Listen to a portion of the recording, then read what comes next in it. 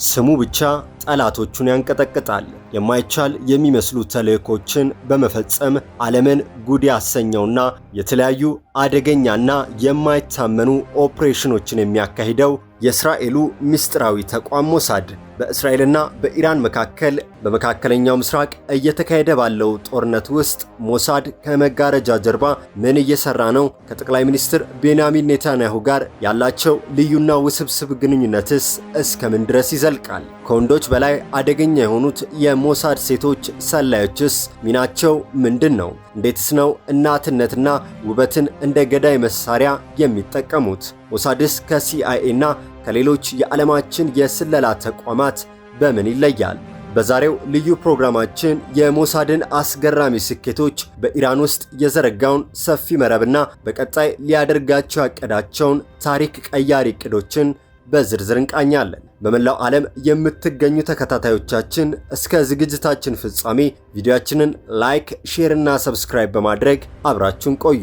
የሞሳድ ትልቁ መለያ ባህሪ እጅግ አደገኛና የማይቻሉ የሚመስሉ ስራዎችን ለመስራት መድፈሩ ነው። እንደ አውሮፓውያን አቆጣጠር በ1960 አዶልፍ ሃይካመንን ከአርጀንቲና አፍኖ መውሰድ ወይም በቅርቡ የኢራን የኒውክሌር ሰነዶችን ከቴሄራን እምብርት ሰርቆ ማውጣት የተቋሙን ድፍረት ያሳያሉ። ምንም እንኳን ቴክኖሎጂ ቢረቅም ሞሳድ አሁንም ትኩረት የሚሰጠው በሰዎች አማካኝነት መረጃ ስብስብ ላይ ነው። በጠላት ሀገር ውስጥ ከፍተኛ የመንግስት ባለስልጣናትን እንደ ምንጭ መጠቀም ብቃቱ ተወዳዳሪ የለውም። ሞሳድ እንደ ሲአይኤ መረጃ ሰብስቦ ለሌላ ክፍል አይሰጥም። ይልቁንም መረጃውን ሰብስቦ እቅድ አውጥቶ የራሱን ኦፕሬተሮች ልኮ እርምጃ የመውሰድ ብቃት አለው። ይህም የውሳኔ አሰጣጥ ሂደቱን ፈጣን ያደርገዋል። ተቋሙ በሳይበር ደህንነትና በቴክኖሎጂ ረገድ እጅግ የላቁ መሳሪያዎችን ይጠቀማል። ለምሳሌ የኢራን የኒውክሌር ማበልጸጊያን ያሽመደመደው ስቱክስኔት ቫይረስ እና በቅርቡ የታዩት በሪሞት ኮንትሮል የሚታዘዙት የሚሳኤል ጥቃቶች የቴክኖሎጂ ጥበቡን ያሳያሉ። እስራኤል በዙሪያ ባሉ ጠላቶች የተከበበች በመሆኗ ለሞሳድ የሚሰጠው በጀትና የፖለቲካ ድጋፍ ገደብ የለውም። የሀገሪቱ ሕልውና በደህንነት ተቋሙ ላይ የተመሰረተ ነው የሚለው እምነት ተቋሙ በነጻነትና በከፍተኛ ጥራት እንዲሰራ ያደርገዋል። ሞሳድ ጠላቶቹን በየትኛውም ሰዓትና ቦታ እየተያየን ነው የሚል ስጋት እንዲገባቸው ያደርጋል። ይህ ፍርሃት በራሱ የጠላትን እንቅስቃሴ የሚገታ ትልቅ መሳሪያ ነው። በጦርነት ጊዜ ጥበብን ተጠቀም የሚለው መርሃቸው ብዙ ጊዜ ስራቸውን ሰርተው እስኪጨርሱ ድረስ ድምፅ አይሰሙም። እስራኤል ብዙ ጊዜ ለሚፈጸሙ ጥቃቶች ኃላፊነት የማትወስደው የሞሳድ ሚስጥራዊነትን ለመጠበቅና ዲፕሎማሲያዊ ጫናን ለመቀነስ ነው። ሞሳድ ቀዶ ጥገናዊ ጥቃቶችን በመሰንዘር ይታወቃል። የጠላትን መሪዎች ወይም ቁልፍ ሳይንቲስቶችን በመለየት የሚወሰዱ እርምጃዎች ሰፊ ጦርነት ሳይከፍት የጠላትን አቅም ለማዳከም ይረዳሉ። ምንም እንኳን ለብቻው መስራት ቢመርጥም ሞሳድ ከአሜሪካ፣ አውሮፓና አንዳንዴም ከማይጠበቁ የአረብ ሀገራት ጋር ሚስጥራዊ የመረጃ ልውውጥ ማድረግ ብቃት አለው። ለመሆኑ ሞሳድ በአሜሪካና በኢራን ወቅታዊ ጦርነት ምን ያደረገው ነገር አለ? የሞሳድ ቀዳሚ ግብ ኢራን የኒውክሌር ባለቤት እንዳትሆን ማድረግ ነው። በኢራን የኒውክሌር ማበልጸጊያ ጣቢያዎች ላይ የሚሰነዘሩ የኤሌክትሪክ መቆራረጥና የቴክኖሎጂ ብልሽቶች የሞሳድ እጅ እንዳለባቸው ይታመናል። አሜሪካ በኢራን ላይ ለምትወስደው እርምጃ ሞሳድ ቁልፍ የመረጃ አቅራቢ ነው። ሞሳድ በኢራን ውስጥ ባለው ሰፊ የስለላ መረብ አማካኝነት የኢራን ጦርና የለውጥ ኃይሎች የሚያቅዱትን ጥቃት ቀድሞ ለአሜሪካ መረጃ ይሰጣል። አሜሪካ በኢራን ደጋፊ ታጣቂዎች ላይ ለምትሰነዝረው የሚሳኤል ጥቃት የኢላማ መረጃዎችን በማቅረብ ረገድ ሞሳድ ትልቅ ሚና ይጫወታል። በሊባኖስ ሄዝቦላ፣ በየመን ሁቲና በኢራቅ ያሉ የኢራን ወዳጅ ታጣቂዎች በአሜሪካ ጥቅሞች ላይ ጥቃት እንዳያደርሱ ሞሳድ የተለያዩ ስልቶችን ይጠቀማል። ከኢራን ወደ ሶሪያ፣ ሊባኖስ የሚጓዙ የላቁ የጦር መሳሪያዎችን መረጃ በማግኘት እስራኤል የአየር ጥቃት እንድትፈጽም ያመቻቻል። የጥቁር ገበያ የገንዘብ ዝውውሮችና የታጣቂ መሪዎችን እንቅስቃሴ በመከታተል የኢራንን የገንዘብ ድጋፍ ያዳክማል።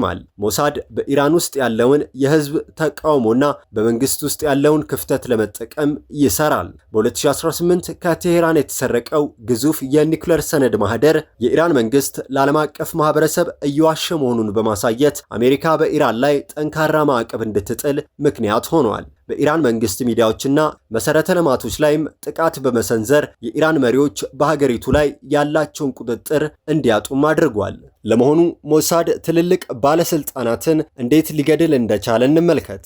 የኢራን የኒውክሌር ፕሮግራም አባት የሚባሉትን ሞሆሴን ፋክሪዛዴህን እንደ አውሮፓውያን አቆጣጠር በ2020 የተገደሉበት መንገድ በዓለም የስለላ ታሪክ እጅግ አስገራሚው ነው። ሞሳድ አንድ የመኪና መተኮሻ መሳሪያ በጭነት መኪና ላይ ደብቆ መንገድ ዳር ቆመ። መሳሪያው በሳተላይት የታገዘና አርቲፊሻል ኢንተለጀንስ የሚጠቀም ሲሆን ከ1000 ኪሎ ሜትሮች ርቆ በሚገኝ ቦታ ላይ ሆኖ በኮምፒውተር ይታዘዝ ነበር። መሳሪያው የፋክሪዛዴህን ፊት ብቻ ለይቶ በመምታት ገደላቸው። አጠገባቸው የነበሩት ባለቤታቸው ግን አንድም ጥይት አልነካቸውም። ኦፕሬሽኑ ሲያልቅ መኪናው ራሱ በራሱ እንዲፈነዳ ተደርጓል። ሌላው ምንም እንኳን እስማኤል ሐንዬ የሐማስ መሪ ቢሆኑም በቴህራን ጥብቅ ጥበቃ በሚደረግበት የመንግስት የእንግዳ ማረፊያ ውስጥ የተገደሉበት መንገድ የሞሳድን የውስጥ ዘልቆ መግባት ያሳያል። ቦምቡ በእንግዳ ማረፊያ ውስጥ የተቀበረው ግድያው ከመፈጸሙ ከ2 ወራት በፊት እንደነበረ ሪፖርቶች ያመላክታሉ። ሐንዬ በክፍል ውስጥ መሆኑ በስለላ ከተረጋገጠ በኋላ ቦምቡ ከሩቅ መቆጣጠሪያ እንዲፈነዳ ተደርጓል። ይህም ሞሳድ በኢራን የደህንነት መዋቅር ውስጥ የራሱ ሰዎች እንዳሉት ማሳያ ተደርጎ ይወሰዳል። ከ2010 እስከ 2012 ባሉት ዓመታት በርካታ የኢራን የኒውክሌር ሳይንቲስቶች የተገደሉት በተመሳሳይ ስልት ነበር። በሞተር ሳይክል የሚሄዱ የሞሳድ ወኪሎች ሳይንቲስቶቹ መኪና ውስጥ እያሉ በፍጥነት ተከትለው መግነጢሳዊ ቦምብ ከመኪናው ጋር ይለጥፋሉ። ወኪሎቹ ከአካባቢው ከራቁ ከሰኮንዶች በኋላ ቦምቡ በመፈንዳት ሳይንቲስቶችን ይገድላል። ሞሳድ የኢራን ወታደራዊ ተቋማትን ለማጥቃት ትናንሽ ድሮኖችን ይጠቀማል። እነዚህ ድሮኖች ከኢራን ውጭ ሳይሆን በኢራን ውስጥ ካሉ የሚስጥራዊ ቦታዎች ተነስተው ጥቃት እንደሚፈጽሙ ይታመናል። ይህ የሚያሳየው ሞሳድ በኢራን ምድር ላይ የሚንቀሳቀሱ ቡድኖች እንዳሉት ነው። ለመሆኑ ሞሳድ እና ኔታንያሁ ያላቸው ግንኙነት ምን እንደሆነ እንመልከት። ሞሳድ እንደ እስራኤል መከላከያ ሰራዊት ለመከላከያ ሚኒስትሩ ተጠሪ አይደለም። ይልቁንም በቀጥታ ለጠቅላይ ሚኒስትሩ ተጠሪ የሆነ ተቋም ነው። ይህም ኔታንያሁ በተቋሙ ኦፕሬሽኖች በጀትና በሹመት ላይ ከፍተኛና ቀጥታ ተጽዕኖ እንዲኖራቸው ያደርጋቸዋል። ኔታንያሁ በስልጣን ዘመናቸው ትልቅ ስጋት አድርገው የሚመለከቱት ኢራንን ነው። ሞሳድ ደግሞ የኔታንያሁን ኢራን የኒውክሌር ባለቤት መሆን የለባትም የሚለውን ፖሊሲ ለማስፈጸም ዋናው መሳሪያ ነው። በኢራን ውስጥ የተፈጸሙ በርካታ የሚስጥራዊ ግድያዎችና የሳይበር ጥቃቶች በኔታንያሁ ትዕዛዝና በሞሳድ አፈጻጸም የተከናወኑ ናቸው። ሞሳድ የስለላ ተቋም ብቻ ሳይሆን የኔታንያሁ ሚስጥራዊ የውጭ ጉዳይ ሚኒስትር ሆኖ ያገለግላል። እስራኤል ከኤሚሬትስ፣ ባህሬንና ሞሮኮ ጋር የሰላም ስምምነት ከመፈረሟ በፊት የሞሳድ መሪዎች ከነዚህ ሀገራት ጋር ምስጢራዊ ግንኙነት ሲያደርጉ የነበረው በኔታንያሁ ቀጥተኛ ትዕዛዝ ነበር። የሞሳድ መሪዎችን የመሾም ስልጣን የጠቅላይ ሚኒስትሩ ነው። ኔታንያሁ ለሳቸው ታማኝ የሆኑ ሰዎችን መሾም ይመርጣሉ። ይህም ተቋሙ ከሙያዊ ነጻነት ይልቅ ወደ ፖለቲካዊ ታማኝነት እንዳያዘነብል በሀገሪቱ የደህንነት ባለሙያዎች ዘንድ ስጋት ይፈጥራል። ኔታንያሁ የሞሳድ ስኬቶችን በይፋ በመግለጽ ለፖለቲካዊ ገጽታ ግንባታ ይጠቀሙባቸዋል። አንዳንድ የቀድሞ የሞሳድ መሪዎች ሚስጥራዊ ስራዎች ለፖለቲካዊ ፍጆታ መዋል የለባቸውም በሚል ከኔታንያሁ ጋር ግጭት ውስጥ ገብተዋል። ከጥቅምት 7ቱ የሐማስ ጥቃት በኋላ በኔታንያሁና በደህንነት ተቋማቱ መካከል ከፍተኛ የጣት መቀሳሰር ተፈጥሯል። ኔታንያሁ መረጃ አልደረሰኝም ሲሉ፣ የደህንነት ተቋማቱ ደግሞ ጠቅላይ ሚኒስትሩ የውስጥ ፖለቲካ ላይ በማተኮራቸው ለደህንነታቸው ስጋቶች ትኩረት አልሰጡም የሚል እምነት አላቸው። ሞሳድ ብዙ ጊዜ ትኩረቱ ከሀገር ውጪ ሲሆን ኔታንያሁ ግን ተቋሙ በጋዛና በሊባኖስ ጉዳዮች ላይም በስፋት እንዲሳተፍ ይፈልጋሉ። ይህ የትኩረት አቅጣጫ ልዩነት በተቋሙ ስልታዊ እቅዶች ላይ ውይይቶችን ይፈጥራል። ለኔታንያሁ ሞሳድ ማለት ከዲፕሎማሲያዊ መስመር ውጪ የሆኑ ጉዳዮችን የሚፈጽምላቸው ቀኝ እጅ ነው። ጠንካራ እርምጃዎችን መውሰድ ሲፈልጉ የጦር ሰራዊቱን ከማንቀሳቀስ ይልቅ የሞሳድን ሚስጥራዊ ኦፕሬሽኖች ማስጀመር ይቀላቸዋል። የሚገርመው ነገር በርካታ የቀድሞ የሞሳድ መሪዎች ስራቸውን ከለቀቁ በኋላ የኔታንያሁ ጠንካራ ተቃዋሚዎች ሆነው ይወጣሉ።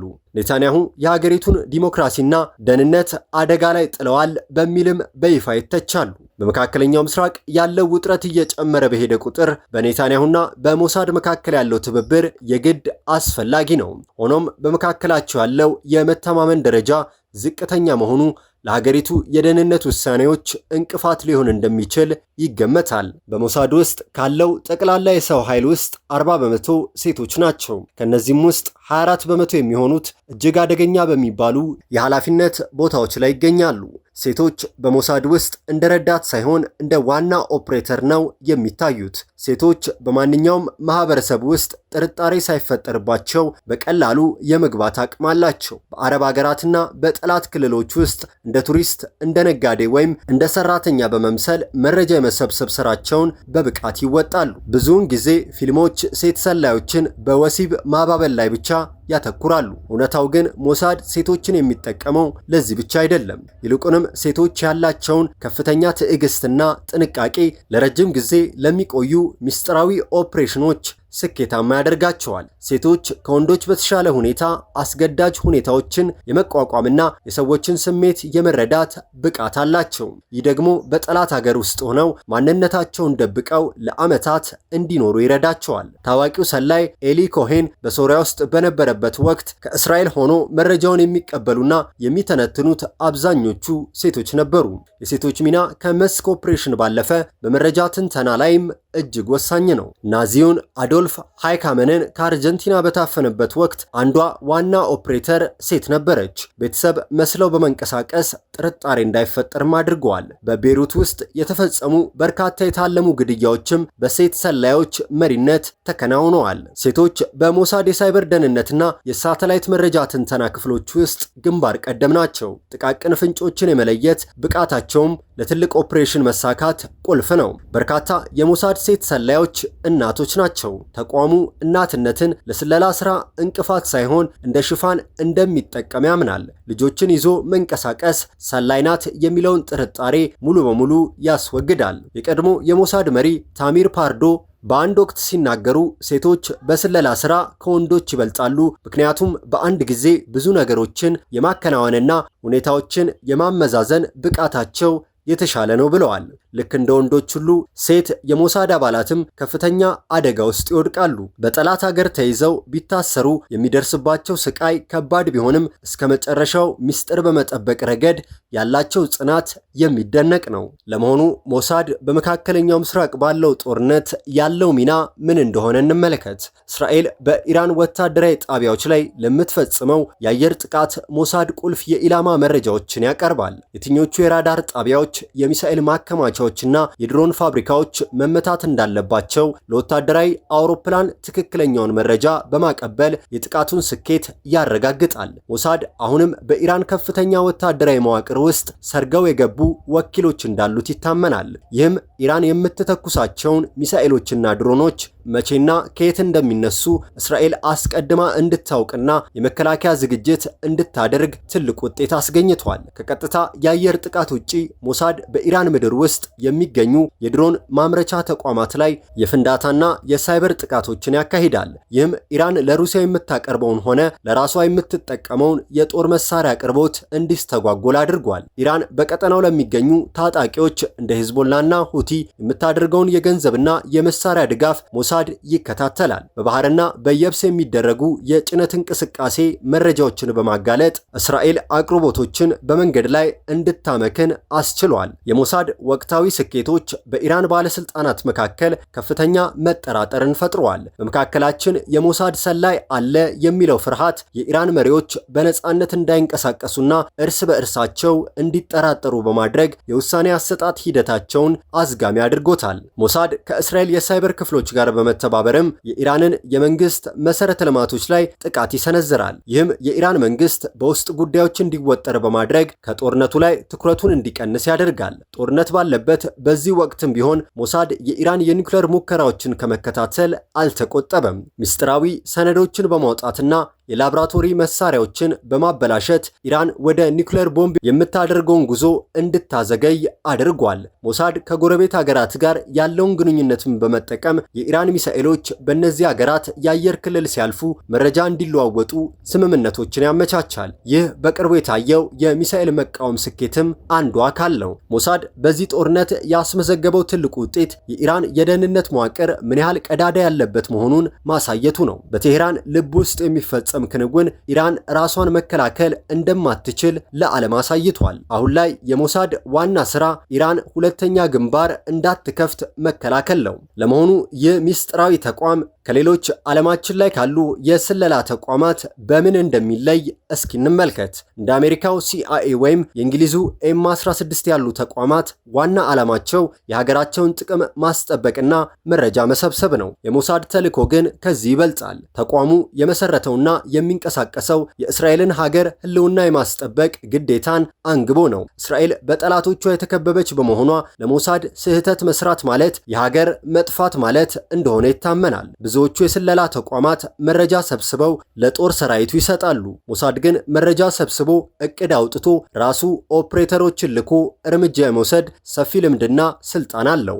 ይህም የውሳኔ አሰጣጥ ሂደቱን እጅግ ፈጣን ያደርገዋል። ከአሜሪካው CIA ጋር ሲነጻጸር ሞሳድ በሰው ኃይል ቁጥር በጣም አነስተኛ ነው። ይሁን እንጂ ተቋሙ ጥራት ከብዛት በሚለው መርህ እያንዳንዱ አባል በብዙ ዘርፎች የሰለጠነ እንዲሆን ያደርጋል። ይህ አነስተኛ ቁጥር ምስጢር እንዳይወጣና ተቋሙ ተለዋዋጭ እንዲሆን ይረዳዋል።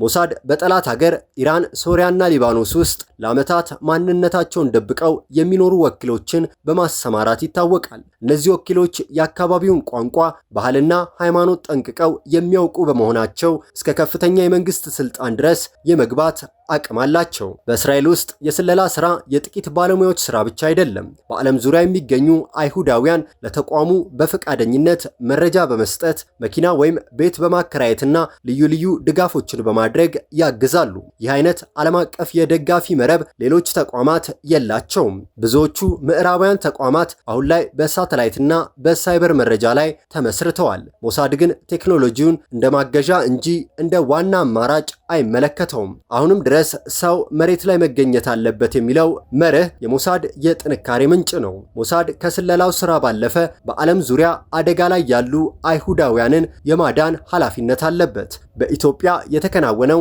ኦፕሬሽን ሙሴና ሰለሞን እንዲሁም በኡጋንዳ የተፈጸመው የኢንቴቤ ኦፕሬሽን ተቋሙ ለዜጎቹ ደህንነት ማንኛውንም መስዋዕትነት እንደሚከፍል ያሳያሉ።